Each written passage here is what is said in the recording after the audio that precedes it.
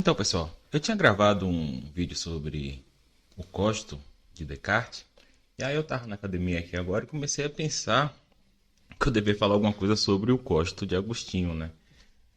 Sob pena de ser acusado de preferência, né? Então vamos lá, falar aqui um pouquinho sobre o Cogito de Agostinho. Então, Agostinho, né, Agostinho de Hipona, ele ocupa um lugar interessante na história da filosofia, né? Então, aqui, essa imagem aqui é o retrato de Santo Agostinho de Filipe de Champagne, né, do século XVII. Né? Interessante, a pintura do século de Descartes. Então, o Agostinho era bispo da Igreja Católica Romana e ele é um dos responsáveis pela incorporação de elementos da filosofia grega e romana na filosofia medieval, no cristianismo, etc. Né? Então, uma das muitas visões clássicas que Agostinho discutiu foi o ceticismo, né? Que às vezes ele chama de academicismo em referência à Academia de Platão, né? Que não sei se vocês sabem, mas depois da morte de Platão, um pouco tempo depois, a academia tem uma fase cética que dura até depois de Cristo, né? Então, o ceticismo, né, é a ideia de que não há nenhum conhecimento genuíno possível, algo desse tipo, né? Então, o argumento anticético mais famoso de Agostinho é muitas vezes chamado de o Cogito de Agostinho, exatamente por ser semelhante, né? E provavelmente foi até uma inspiração para o Cogito de Descartes, né? É interessante que o argumento de Agostinho ele é feito cerca de 1.200 anos, né?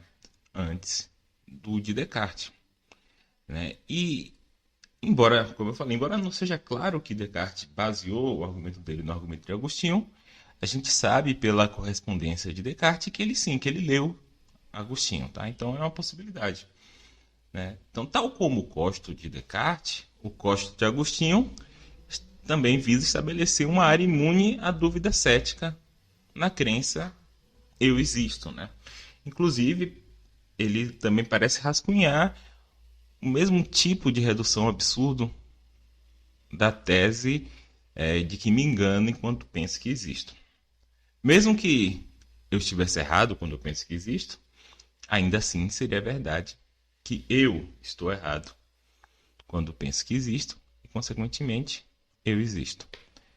Daí segue, claro, que eu não posso estar errado quando eu penso que existo.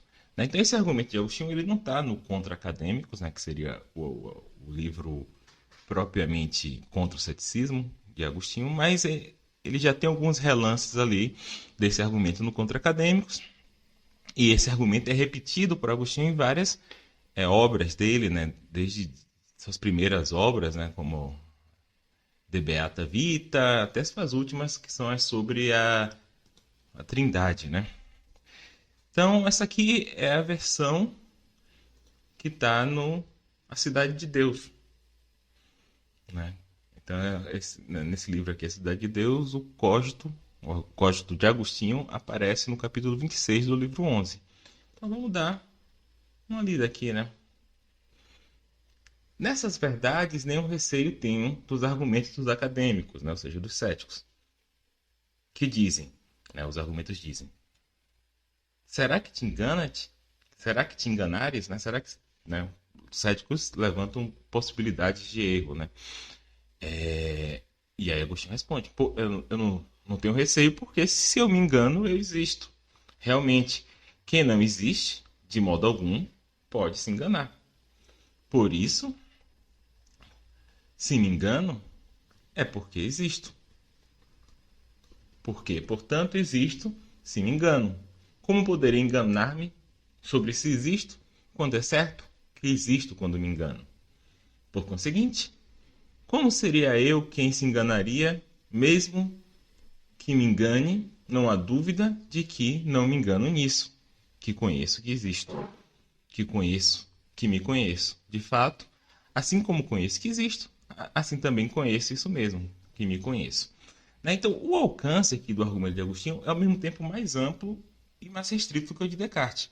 Tá? O código de Agostinho, primeiro, carece de um desenvolvimento sistemático que a gente encontra nas meditações de Descartes. Né? Então, quanto eu pude discutir sobre o texto das meditações. E também não há uma tentativa, como há em Descartes, de fundar toda uma filosofia coerente a partir dessa primeira certeza.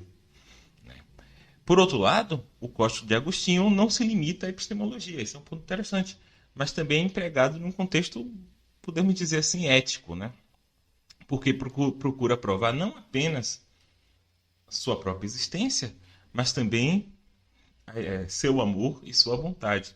Né? Continuando aqui na leitura, ele fala o seguinte: e quando eu amo essas duas coisas, acrescenta as coisas que conheço, o amor como um terceiro elemento, que não é de menor importância. Então ele sabe que existe, ele se conhece, ele ama a sua existência e seu conhecimento, e aí, por isso, para Agostinho, esse código também mostraria que ele tem um terceiro elemento, que é o amor. Né? Pois não me engano sobre se me amo, já que não me engano nas coisas que amo, mesmo que elas fossem falsas. Seria verdade que amo as coisas falsas. Né? Então, aqui você vê essa expansão da epistemologia para questões sobre o amor, sobre talvez moral, né? Então a ideia seria que estou tão certo de que eu existo, como estou certo da minha vontade, que ela é minha vontade. Por exemplo, eu tenho amor pelas coisas, né? Então é isso, né? Não tenho muito a dizer sobre o Código de Agostinho, eu teria que estudar mais para falar mais sobre isso, mas eu me senti na obrigação de falar disso, já que eu estava falando do Código de Descartes. Tá bom, gente? Um abraço. Tchau.